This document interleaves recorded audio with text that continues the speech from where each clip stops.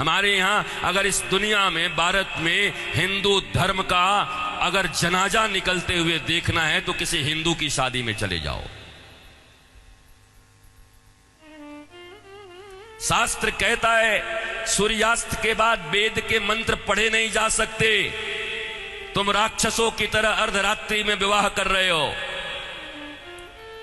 अरे वो काल कुछ और था जब मुगल तुम्हारे यहां थे।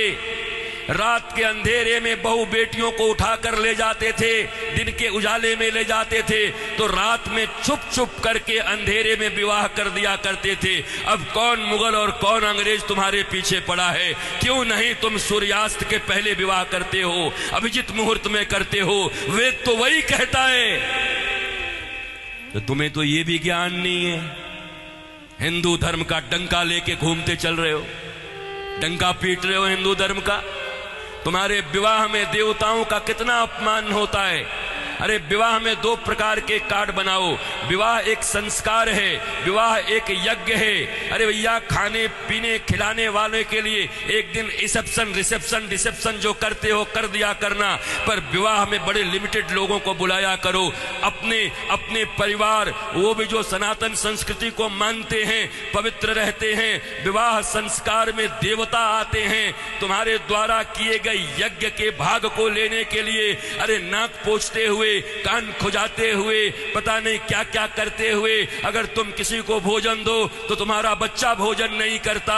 ऐसे ऐसे आंख करके बच्चे को दो। शी मम्मी, कितनी गंदी हो तुम। और देवता आते हैं तुम्हारे बेटे और बेटियों के विवाह में। वो एक यज्ञ होता है। कोई शराब पी के खड़ा होता है, कोई गांजा पी के खड़ा होता है, कोई गुटके खाए रहता है, चमड़े के बेल्ट पहने रहते हैं, जूते पहने रहते हैं। 3 घंटे तक दूल्हा उपवास नहीं रह सकता। कोई फूफा बन के पेप्सी ढकेल देता है, कोई जीजा बन के कोक ढकेल देता है। अरे आज 3 घंटे जो अपने सिया को, अपनी जानकी को पाने के लिए उपवास तक नहीं कर सकता, वो क्या पालेगा अपनी पत्नी को, धर्म पत्नी को?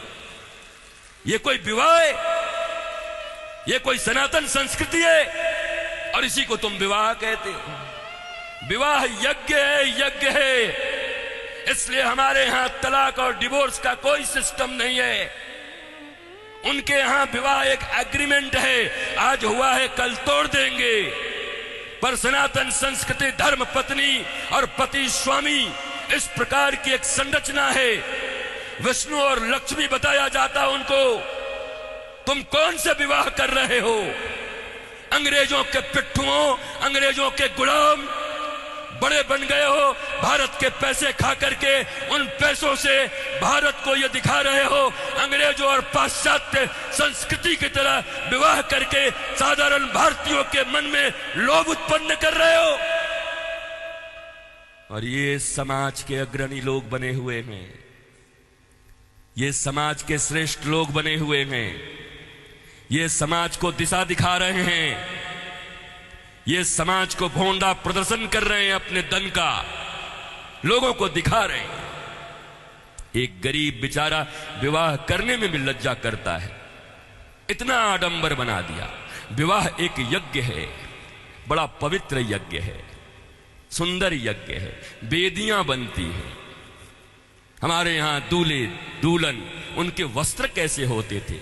देखो आज के 50 साल पहले ही देखो ना, 50 साल पहले के फिल्म देख लो बॉलीवुड में, तो समझ जाओगे कैसे वस्त्र पहन करके विवाह करता हमारे यहां पर। क्योंकि बॉलीवुड भी या सिनेमा भी समाज का दर्पण होता है। और अब बदले हुए बॉलीवुड को देख लो कि अब कैसे विवाह करते हो।